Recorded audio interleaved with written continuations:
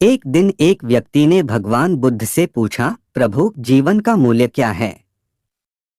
भगवान बुद्ध ने उस व्यक्ति को एक चमकता हुआ पत्थर दिया और कहा, जा इस पत्थर का मूल्य पता करके आना, पर ध्यान रहे तुम्हें इस पत्थर को बेचना नहीं है। वीडियो में आगे बढ़ने से पहले हमारे माधव चैनल को सब्सक्राइब और लाइक कीजिए। केवल इसका मूल्य पता करना है। वह व्यक्ति पत्थर लेकर अपने गांव के बाजार में सबसे पहले एक फल वाले के पास गया जो आम बेच रहा था।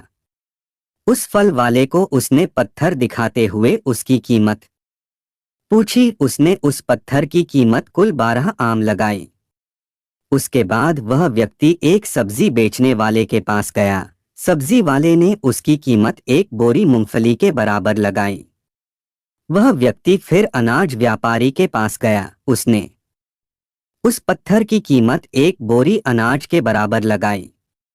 इसके बाद वह व्यक्ति सोने चांदी के व्यापारी के पास गया और सोनार को उस पत्थर को दिखाया और उससे उसका मूल्य पूछा तो सोनार ने उस पत्थर को देखते हुआ कहा, 50 लाख में मुझे इस पत्थर को बेच दो। उस व्यक्ति ने सोनार को मना कर दिया। तो सुनार ने फिर कहा, भाई 2 करोड़ में दे दो या तुम ही बता दो इसकी क्या कीमत तुम लोगों। उस आदमी ने सोनार ने कहा, मेरे गुरु ने इस पत्थर को बेचने से मना किया है। इसके बाद वह व्यक्ति हीरे के एक जौहरी के पास गया। जौहरी ने उस पत्थर को देखा। उसने उसे रूबी के रूप में पहचाना। उसने उस पत्थर के सामने एक लाल कपड़ा बिछाया और उस बेशकीमती रूबी की एक परिक्रमा लगाई, माथा टेका। फिर जौहरी उस व्यक्ति से पूछा, कहाँ से लाए भाई ये बेशकीमती रूबी?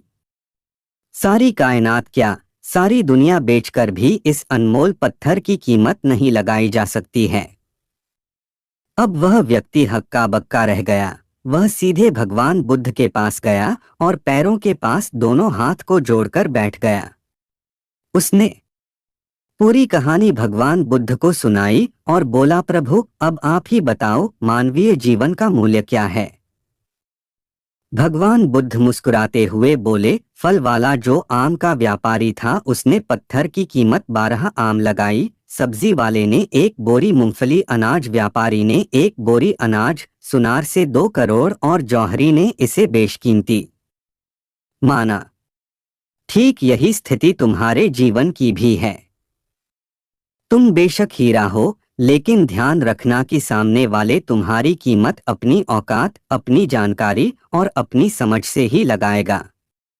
जीवन का मूल्य समझने के बाद वह व्यक्ति भगवान बुद्ध के चरण स्पर्श किया और चुपचाप वहां से चला गया। उसे आज अपने जीवन का मूल्य समझ में आ गया था। अब वह अपना मानवीय जीवन श्रेष्ठ कार्य में लगाना चाहता है।